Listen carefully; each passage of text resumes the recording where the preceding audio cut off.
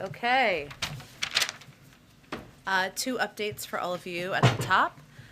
Today, a new study from the Commonwealth Fund found that vaccinations, which President Biden has prioritized and taken bold steps to expand, have saved over 1 million lives, prevented more than 10 million hospitalizations, prevented more than 35 million COVID cases. This is not by accident. The president made it his top priority to make sure vaccines were readily available to Americans as early as possible. He deployed the National Guard, activated FEMA, and began a smooth process to distribute vaccines to trusted locations like pharmacies and community health centers. He passed the historic American Rescue Plan that ensured we could continue to have the resources needed to expand and accelerate our vaccination campaign. And he's taken bold steps like vaccine requirements to accelerate vaccinations when they slowed down. We know that vaccinations save lives, and for those fully vaccinated, boosters are critical, and this is further evidence about the impact. Just wanted to provide another brief update on our work in helping address the storm rescue and recovery efforts. The president approved emergency disaster declarations for Illinois and Tennessee last night, in addition to the major disaster declaration he approved for Kentucky to support recovery efforts. FEMA has teams of urban search and rescue and emergency response personnel in Kentucky supporting search and rescue efforts, along with disaster survivor assistance teams to help survivors register for assistance. FEMA has sent dozens of generators to Kentucky, along with 135,000 liters of water, 74,000 meals, and thousands of cots, blankets, infant toddler kits, and pandemic shelter kits to support the people of Kentucky. And finally, the U.S. Army Corps of Engineers personnel are providing debris removal, infrastructure assessment, and power restoration support, and mobile emergency response support personnel are on the ground in Kentucky to provide emergency communications capabilities as needed. And of course, we'll continue to provide updates to all of you. Josh, why don't you kick us off? Thanks, Jen. Two questions. First, is the president meeting again with Senator Manchin? And what was so constructive in their conversation yesterday that caused this meeting? That caused the meeting? Or led to this follow-up meeting? What was the progress? What was the forward momentum? Sure. Well, as you heard our spokespeople say and Senator Manchin convey yesterday, they had a constructive and productive meeting yesterday and continued the conversation about how to lower costs for the American people across the country. We're not quite there yet, hence the conversations will continue, both at a staff level and certainly with Senator Manchin directly. I don't have anything in terms of a call or meeting to announce that's scheduled at this point, but you heard them both convey they're going to be in touch, and we expect that to be the case in the coming days. And then secondly, Congress is going to vote on increasing the debt limit. Why does President Biden believe it's better politically and economically to increase the debt limit rather than scrap it entirely? I know there are some proposing that. I would note that the debt limit has now been raised 82 times. Am I right in my math there? 82 times now? More than 80 is what I know. More than 80. That's probably a safe way to say it. And that it represents a shared responsibility to pay for past spending by both parties. There's plenty of time for conversations about what it should look like moving forward, but there's no question it's a good sign that we are not going to be on the brink of defaulting our U.S. economy or sending the U.S. economy into a recession, jeopardizing Social Security benefits, payments to our troops, or other critical functions of government. So there's no question, Josh. I expect that those who have alternate ideas or proposals for the debt limit moving forward may be outspoken of those moving forward, but certainly this is a good sign that we're going to avoid a default and putting all those payments at risk. Go ahead. California is bringing back statewide indoor mask mandates. Should other states consider similar action? We really leave it to leaders in states to make decisions about what needs to be done to keep communities safe. Our advice continues to be to follow the guidance of the CDC and our public health officials, and that advice is based on, continues to be that if you're in moderate or high transmission areas, they have specific recommendations about how to keep communities safe. In October, you suggested that Biden was going to speak on the filibuster, and you said in the upcoming week or something along those lines.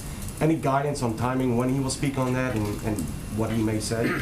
I don't have any updates on timing, nor am I going to get ahead of the president himself, but certainly getting voting rights done is something that he is committed to and is eager to get passed and signed into law.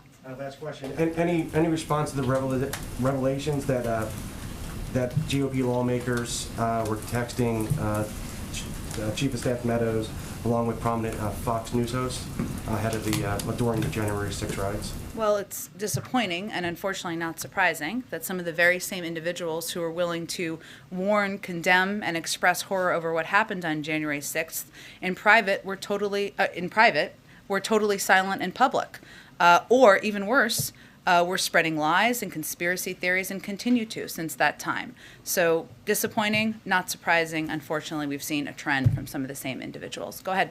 It's been 1 week since the president had his virtual conversation with President Putin.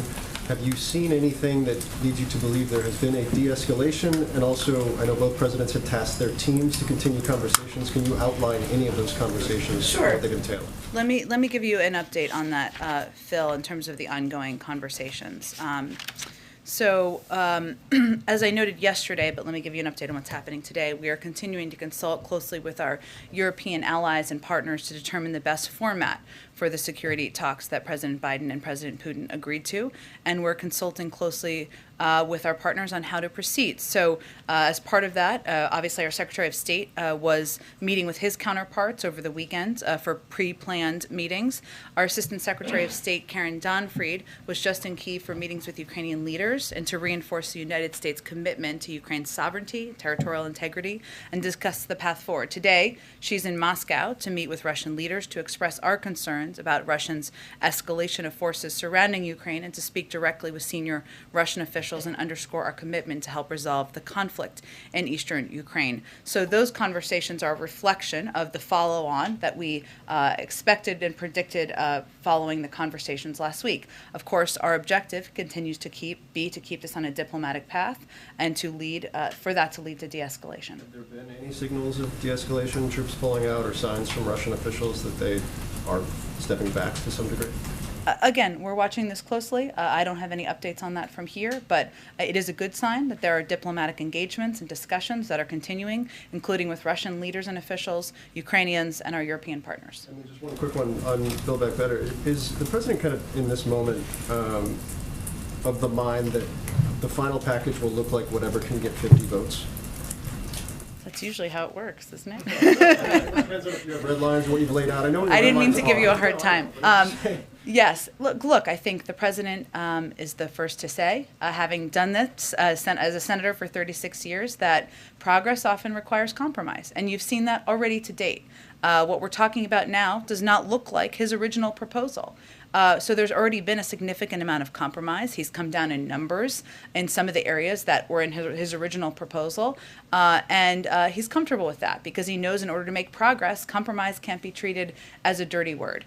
We're still in that process now. Now, we're much farther along than we were a month or 2 months ago, but those conversations are continuing, obviously with Senator Manchin yesterday and others as we work to get this bill across the finish line. Go ahead.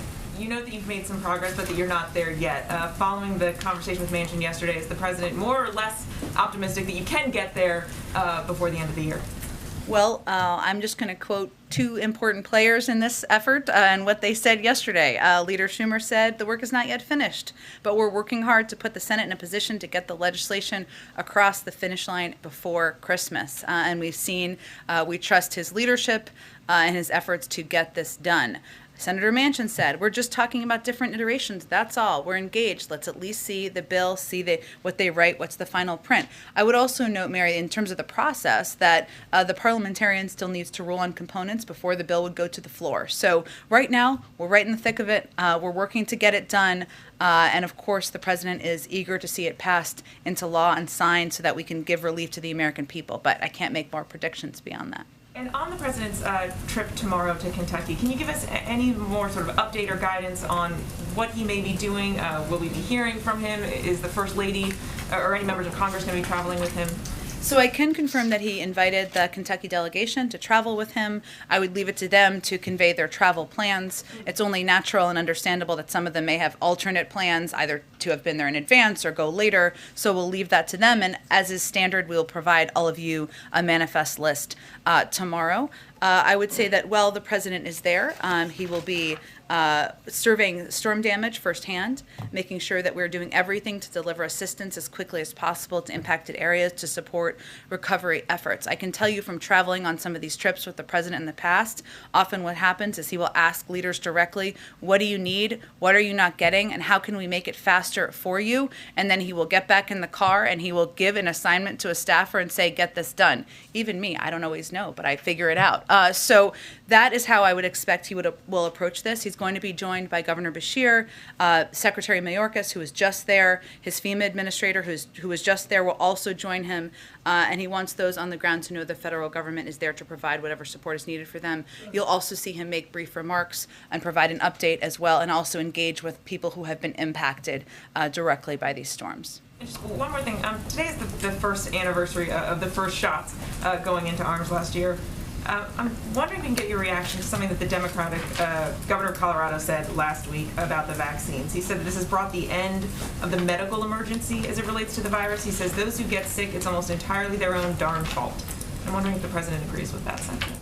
I would say those are not the words the president has used or would use. The president believes that his responsibility continues to be providing access, providing information to the American people, even those who are hesitant, even those who did not vote for him, even those who have not yet received a shot. Because more people are still getting shots, more people are still getting boosted, and his responsibility is to continue to take steps to protect the American people. So that would be his view. Go ahead, Ed. Another on vaccines. Does the president have any comment on the first group of service members who've been discharged for refusing to get the COVID vaccine? So I know I'd, of course, refer you overall to the Department of Defense. My understanding is that 99% of the Air Force is in compliance. So we're talking about less than 1%, which to us, the story is that it's more than 99% who are in compliance. I would also note, and they can give you more detail on this, but this is at the end of months of counseling and engagement with those not yet in compliance about what is required here. And of course, there were people who were granted exemptions, who applied for those and granted exemptions. As the Secretary of Defense said, the requirement will help ensure readiness, which is what the American people expect from their armed forces, and we're certainly encouraged by the high level of compliance from the department. Last night, a federal appeals court upheld the ruling that required the administration to reinstate the Remain in Mexico border policy. Yeah. You know if there's any plan for the administration to file an appeal to the Supreme Court to finally settle once and for all whether this policy still needs to exist? Well, you know where we stand from a policy standpoint on this. We believe it's ineffective, inhumane, and the Secretary of Homeland Security has conveyed multiple memos in that regard, which is, of course, consistent with the president's view. I'd point you to the Department of Justice for any legal plans, but certainly, we note that decision this morning, and obviously would reiterate that while this is a program that we disagree with, the injunction dictating court-ordered implementation remains in effect, so we continue to comply with it in good faith. There is another policy that's in place that a court didn't require you to put in place, and that is Title 42. I'm just curious if the plan is to keep it in place going into next year. That guidance is determined by the CDC and our health experts based on whether or not we're in the middle of a fight against a global pandemic, and we continue to be, but I'd really defer to them on any plans or decisions to change those requirements. And just one quick one from overseas. I'm curious if the administration has any comment on the case of Sergei, forgive me for getting this wrong, Tikhanovsky, the fellow Russian opposition leader who was apparently been sentenced to 18 years in jail now for organizing protests against President Lukashenko. Well, we have in the past, and let me just reiterate, our deep concern about any crackdowns on freedom of speech, freedom of expression, the right of freedom of speech by opposition leaders. I have not spoken about this particular case with our national security team. I'm happy to do that, Ed, and get you a more comprehensive comment. And the pronunciation, which I'm not sure of either, so we'll get you that too. Go ahead. Thank you, Jen. Why is it that there are still Americans stranded in Afghanistan? Well, I think, let me just reiterate something that Tony Blinken said back in August, which is that if Americans who are in Afghanistan wanted to leave, whether it was 3 weeks from now, a month from now, 2 months from now, back in August, we would help them get out. And that is something that we've delivered on our word on. I would note that since that time, We have directly assisted 479 American citizens, 450 lawful permanent residents, and SIV holders and SIV applicants to depart Afghanistan. That's important to convey because it's important for people to understand who are there, that even if they decided not to, or even if they decided not to today, we are still going to help them depart, and there's evidence of that. Okay, 479 left behind is a lot higher than the 100 to 200 that President Biden was talking about at the end of August. 479 who we've helped depart since And August. he said that he thought that we believe there are 100 to 200 with some intention to leave. So how did how'd you guys get the numbers? There were people who determined they wanted to leave since then, and it is our responsibility to help them depart. So that's evidence of our commitment to do exactly that. And is this something, as there are now at least about a dozen who want to leave right now, is this something the president works on every day? Certainly, he receives regular updates from his team, and we, the State Department and other national security officials really lead this effort. I would just reiterate that the United States does not track or put a tracker on American citizens traveling overseas, whether they're in Afghanistan or any country around the world. That would be quite a Fox News story, wouldn't it be, if we did that? We don't do that, but we do provide a range of services, even when we don't have a presence in a country. And our efforts to get American citizens out of Afghanistan, many of them dual citizens, many of them who've lived their whole lives there since that time, is evidence of that. Thank you. And then following up on something that you said yesterday, when you say that we've seen an increase in crime over the course of the pandemic, there are a range of reasons for that. Would you consider one of the reasons in the range prosecutors who are cutting people who are accused of many criminal offenses loose too quickly? I am not, as I wasn't yesterday, going to give an assessment for every motivation or reason for crime in different communities across the country. What I've noted, which you see in data, is that there has been an increase in crime since the start of the pandemic. I will let others assess what the reason for that increase in crime is. That is all I was conveying yesterday. Okay. There are some reports that these smash and grab robberies are being organized on social media platforms. Is the administration doing anything about that? Well, we are monitoring, of course, these thefts very closely, as we've talked about a bit in here. The videos and reports we're seeing are very troubling. Our state and local law enforcement partners have primary jurisdiction over break-ins and robberies of this kind, but I can say we're aggressively using every resource at our disposal. In terms of how they're being organized or orchestrated, we'd really refer you to our law enforcement authorities, FBI, DOJ, and other local authorities on that. And last one, the reason that I ask, you guys have not been afraid to call out social media companies, like when you thought that they were a platform for COVID disinformation, you said that that was a public health matter. Why not call them out for this? Do you not consider this a public health matter? Well, we believe that there should be investigations that should occur to determine the origin and what prompted any of these thefts. And so we've offered, the FBI and DOJ are in contact with affected jurisdictions to offer assistance with investigations, including in identifying how these incidents are planned and organized. And certainly we don't believe any platform should be used to conduct robbery or theft. Go ahead. Jen, as you know, this is a very hard day and anniversary, 9 years since the awful shootings that took place at Sandy Hook. The president's obviously faced fierce criticism and resistance from Republicans on new gun restrictions in his efforts. He likes to say that he tells it straight to the American people, even when it's not convenient. Does the president concede that another year is likely to pass without meaningful legislative action on guns?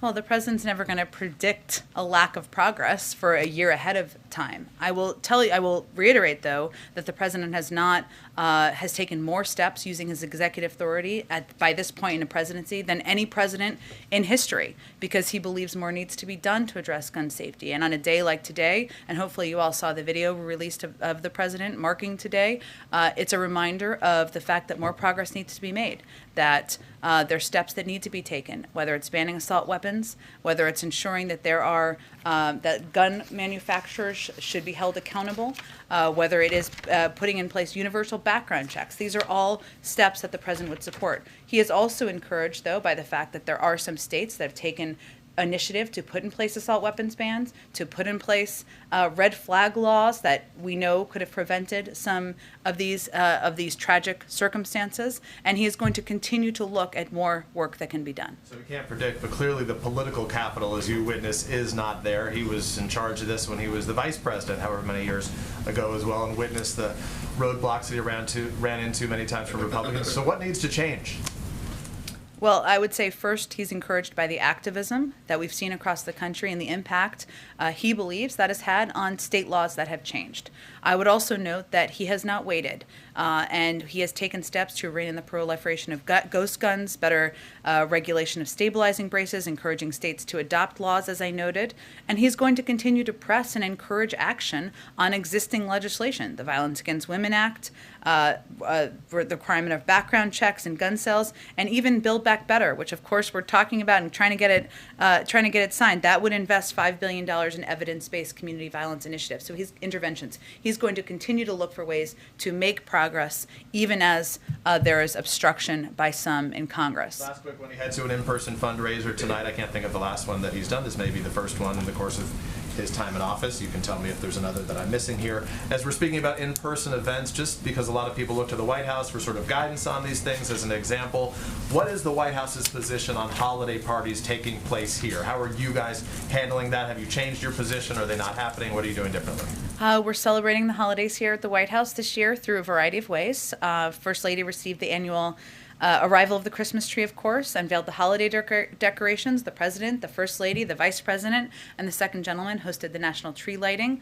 We're also going to be hosting some holiday open houses, inviting guests to see the holiday decorations in person in the coming days. Of course, we're going to continue to implement COVID protocols, so it doesn't look exactly like it has always looked here, but we are going to continue to celebrate, to embrace the holiday season, and look for ways we can do that.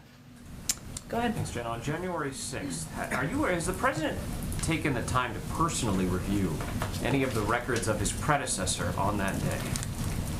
Well, this is really something that's done primarily through the White House counsel's office, as should be appropriate. Okay. Can you tell us that the public schedule that you guys put out last night is rather thin today? What is the President doing today? Well, let's see. The President has 2 local interviews he will be doing later this afternoon. He has a number of internal meetings with senior members of his staff that have happened throughout the course of the day today, his presidential daily brief, and I believe there's some mayors who are visiting today as well. What's the purpose of the meeting with the mayors? It's not a meeting with the President with the mayors. They're here. I'm not going to get ahead of it beyond that, but he has a full schedule today. Go ahead. Thank you, Jen. I wanted to follow up on guns. In California, Sure. Governor Newsom is pursuing a proposal that would allow private citizens to sue anyone who manufactures, sells, or distributes assault weapons in the state. It's based on the legal framework that was used in the Texas law to ban abortion after 6 weeks. Does the White House support Governor Newsom's approach here? Well, first, I'd note there's no legislative text in California. It's a proposal or something that's being discussed. The President has long expressed his support for an assault weapons ban. He's called on Congress to pass a ban on assault weapons and high-capacity magazines. He'd like that to be done at a federal level. He's also taken action to rein in ghost guns, called on Congress to keep guns out of the hands of abusers, taken other strong executive actions to keep people safe from gun violence. He's also made clear over the last several months that he believes that SB 8 is not only an attack on women's reproductive rights, but that he will continue to fight for women's long-recognized constitutional right under Roe v. Wade. I know that part of what has been proposed here is about immunity from liability. The President has supported in the past the repeal of the liability of PLCAA, which is something we would repeal a special immunity for gun dealers and subject them to the same type of lawsuits faced by all other businesses. That's something that could certainly move forward in Congress, but I don't have any response to a specific proposal that isn't legislative yet. And as you know, the President marked the Sandy Hook anniversary. He's called on the Senate to pass stricter gun laws. But what is he doing himself to corral votes? And given the gridlock, would he support a filibuster carve-out to get something done on gun legislation? I don't have anything new to report to all of you on the President's position on legislative processes, but I would just reiterate the fact that the President has long been an advocate for common sense gun reform measures. He led the effort to get the Brady bill passed, to put an assault weapons ban in place, to get universal background checks passed, to put in place dozens of executive actions when he was vice president, and has done more than any president in history at this point in his presidency to use his executive authority to take action on guns. Go ahead. What is the White House planning to do, if anything, to commemorate January 6th? I feel like there's been a little push and pull internally at the White House, not necessarily wanting to elevate former President Trump, but also wanting to respond to some of the threats. So how are you all approaching that? I don't have anything to report to you at this point in time about our plans. I expect we will have more as we get closer to the end of the year. But, the president to the president, January 6th was one of the darkest days in our democracy. It was a day that our capital, our nation's capital, was under attack, and I think there's no question you'll see us commemorate that day. Just one more thing. Sure. On Monday, Russia said that it may be forced to deploy intermediate range nuclear missiles in Europe in response to NATO's plans to potentially do the same. And I'm wondering, what is the White House's response to that? I would just reiterate that NATO is a defensive alliance. Nothing has changed in that regard, despite the rhetoric of the Russians or other leaders around the world.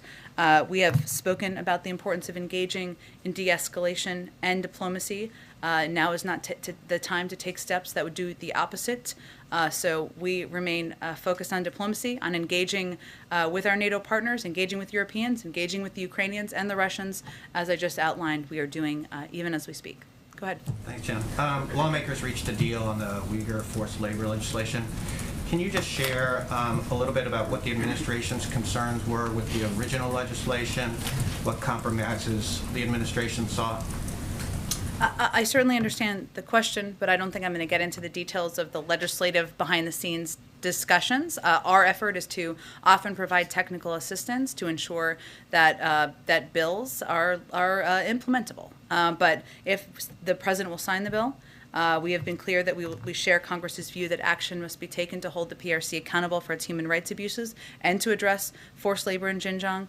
We've already taken action on the global stage in that regard, leading an effort that G7, putting in place financial sanctions and global Magnitsky visa restrictions, and I think that's evidence of our commitment to this. On travel restrictions for South Africa and some of the neighbors, given the widespread transmission in Europe and Omicron cases in the U.S., any update that you can provide on when the administration may modify or even lift those restrictions?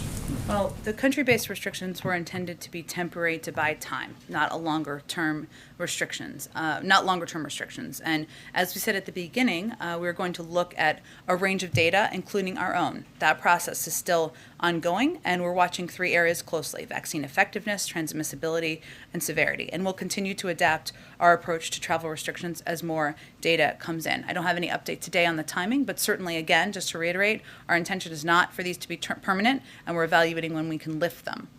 Can I ask one more question Sure. on student loans? I think you said last week that you were working on a plan to help students pay. But what about President Biden's campaign to forgive or cancel $10,000 in student debt? Pardon me. What is the message to those people who feel that he's yet to follow through on that promise? If Congress sends him a bill, he's happy to sign it. They haven't sent him a bill on that yet. Go ahead. Thanks, Jen. 2 questions. First one on Kentucky. When the president travels tomorrow, he's going to be going to a region that voted overwhelmingly for former President Trump. He said yesterday he wants to be a source of comfort when he's there. Can you talk a little bit about how he prepares to go to what seems like it's going to be the most conservative area of the country that he's traveled to as president? And does it make it harder to be that source of comfort given how much polarization and political division we're seeing at this moment right now? No, I think the president looks at people through the tragedy they're experiencing, the heartache they're feeling at the loss of life, the loss of their homes, questions many people are raising, I know, about whether they can build back from this storm that's impacted their communities. He looks at them as human beings, not as people who have partisan affiliations. And in his heart, he has empathy for everything that they're going through. And the message he's going to send to them directly and clearly tomorrow is, we're here to help. We want to rebuild.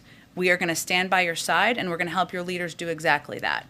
So no, I wouldn't say it's hard to prepare. I would say the president just wants to send a clear message and stand by people in these communities as they're going through this difficult time. And then secondly, just to follow up on Peter's question about the holiday parties, I know you said it's going to look a little different than it has. Does that mean the president is foregoing the sort of traditional parties that presidents host for members of Congress and others? And if so, is that due to a specific reason? Is it the new variant? Is it the state of the pandemic and infections in general? What is that sort sort of, different kind of holiday schedule? Well, as based I on? touched on a little before, it's more we're going to be having some open houses, which a range of people will be invited to those open houses, have the opportunity to see the decorations and see the East Wing decorated and the Christmas tree that the First Lady welcomed just a few weeks ago. Obviously, we're still in the middle of a pandemic. We're still taking precautions as it relates to large events, big visitors, etc. Go ahead. There are several progressive groups and lawmakers who are increasingly vocalizing the idea that high inflation is being driven by corporate greed, including companies with high profits, some of whom have met at the White House with the president in recent months. Does the president endorse that idea? Does he think that corporate greed is the big driver of inflation right now? Well, I think that the president thinks the way people across the country, American families, digest inflation is by price increases. And if you look at industry to industry, it's a little different. So, for example, the president, the Secretary of Agriculture have both spoken to what we've seen as the greed of meat conglomerates. That is an area where people go to the grocery store and they're trying to buy a pound of meat, 2 pounds of meat, 10 pounds of meat. The prices are higher. That is, in his view, and the view of our Secretary of Agriculture, because of, you could call it corporate greed, sure. You could call it jacking up prices during a pandemic. There are other areas where we've seen increases because of supply chain issues, and we're seeing those increases around the world as it relates to gas prices, oil supply, and things along those lines. So I would say there's some areas where we have seen corporations profit from the pandemic, and certainly the president would agree with that component. I don't know the full context of all of their remarks. And then, somewhat related, when the president was interviewing candidates, including his eventual selection for the Fed chair, did he express any preferences about the path of interest rates or tapering or any other monetary policy in the coming months? He certainly defers to the independence of the Federal Reserve and the chair in any engagements he has with them. Go ahead. Thanks, John. The supermarket chain Kroger announced it will stop giving paid leave to unvaccinated workers if they get COVID. Is this an approach that the White House supports? What's your response to that? We know different private sector companies and entities are going to take different steps to incentivize people to get vaccinated, to keep their employees safe and their workforce safe. But I don't have any further. It's not a recommendation, not a policy we're putting out there from the federal government. Does the White House support private companies imposing penalties like insurance surcharges or other methods to try to get people vaccinated? That's not something we have put out from the federal government. But again, we're not going to comment on every single policy made by every private sector entity. And just a quick follow-up on the debt limit. What do you say to Americans who see this as yet another example of Congress kicking the can down the road? Well, I would say that in what way? I'm not sure who is saying that. It until 2023, but it's going to come up again right after the midterms. What do you say to people who say we're just going to be having the same conversation a little bit over a year from now? I'm not sure what American person is saying that or is concerned about the debt limit, but maybe there is somebody you've met on the street. I don't know, but I will say that our view, the president's view, is that this has been done in a bipartisan way. The American people shouldn't be worried about whether or not elected officials are doing what they should do and raising the debt limit to make sure we're covering bills that have already been incurred, which I think is sometimes a misunderstanding out there. We're not talking about future spending or the size of the Build Back Better package. I'm not saying you're suggesting that at all. And that, I think the president would convey that this is something that should just be done in due course, as it's been done more than 80 times, to quote Josh, in the past, and that it shouldn't be something that consumes weeks, months of time. It should be done because we want to avoid default. We want to ensure people are getting their Social Security benefits, that retirees are being paid, military, and that there's no risk to the U.S. economy. Go ahead. So with regard to Russia, you've said several times that you and the president and allies are working to move this towards diplomacy.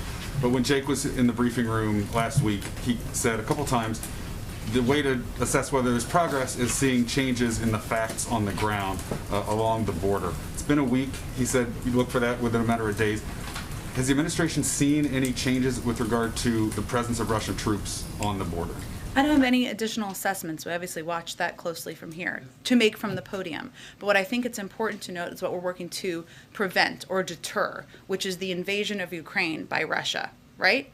And we are looking to continue these diplomatic conversations to deter that and send very clear message through a coordinated meetings, engagements with our European partners that there would be significant and severe consequences should they move forward. So How long, I guess, is the administration willing to accept the current status quo? Because I know there's a red line if Russia invades Ukraine.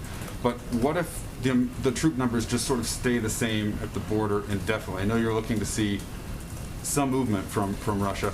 How long is the current situation tenable? I'm not going to give you a timeline from here. We're obviously engaged in daily conversations with Europeans, with Russians, with Ukrainians, and conveying exactly what we think should happen here to de-escalate the situation on the ground. But I'm not going to give you a timeline or a deadline from here. Go ahead. Thanks, Jen. Amtrak just now announced that they are suspending their vaccine mandate. They had said they're requiring workers to get vaccinated. They suggested there might even be service cuts because they would not have enough staffing. They're now suggesting that they would once again revert and allow testing to be an acceptable alternative. Does the White House have a reaction to this? Well, I would say that a number of private sector companies, including our own recommendations, would have vaccination or testing options. The last data I saw was that 96% of Amtrak employees had been vaccinated. That's a pretty high number. So I guess they're talking about the remaining 4%, and they're trying to work to ensure that there are adequate employees on the job. I would also note that I know there was some reporting last week about delays, potential Amtrak delays, which I think they attributed to issues outside of the vaccination requirements and not that. So the last data I saw was 96%. Certainly vaccination or testing is something we have been recommending from the federal government, so I don't think we have any concern. I know that's a subject near and dear to the President's heart. Yeah, one more sure is. From overseas. The United Kingdom has been really under siege from the new variant of the coronavirus. There's been dire warnings from the Prime Minister, the new restrictions put in place. Can you talk about whether there's been increased consultation between administration officials here and their counterparts in the UK about what they're seeing with this new variant, and any plans for conversation between the President and the Prime Minister? I don't have any conversation between the President and the Prime Minister to predict, although we certainly remain open to leader engagement, as does the President, if that's what his team is recommending at this point. We do have regular consultations with health officials from around the world, whether it's European countries, the United Kingdom, countries in Africa, about what we're seeing as it relates to this variant, because different countries have different data. We're using some of that data and assessing some of that data, even as we have our own, and some countries are ahead or behind where we may be. So those consultations are primarily happening between health officials, but they are ongoing and are an important part of our assessment and our preparations here. Go ahead in the middle. Thanks, Jen. Two quick questions. The first, with Dr. Fauci's previous statements about the potential for additional boosters. Do we know what longitudinal data Pfizer's collecting to determine what the impact of increased frequency of vaccines may have on our health? So just so I understand your question, are you asking about what a booster, what data we are relying on on why a booster would help? On the data that what Pfizer is collecting to talk about the frequency of the shots that we're now talking about. So you have the first set and now you have this one. But is there any data, do we know about the study that they're collecting, information that they're collecting? To get a third shot or to something different? About the impact that it will have on our health. The number of shots that we're getting. I'm sorry, I'm not totally understanding your question, but we have our own data. We assess that the CDC and and other health officials in the U.S. government, they consult closely with Pfizer, with Moderna, with all of these pharmaceutical companies to ensure that they're looking at their data as well. And we, of course, they make recommendations whenever they think there needs to be an additional shot. So they made a recommendation about the efficacy of boosters. That is something we have seen provide additional protection from the Delta variant, which is still the predominant variant. And we also, and you've seen Dr. Fauci say, that provides additional protection as it relates to the Omicron variant as well. We haven't made any change in terms of what, at this point, fully vaccinated means, but Dr. Fauci's has also said, that it's not a matter of if, but when. The second question is the President planning any clemency grants before Christmas? I know we haven't heard anything in about 2 months. He was saying that the White House was reviewing commutations for those on home confinement. Is there any update?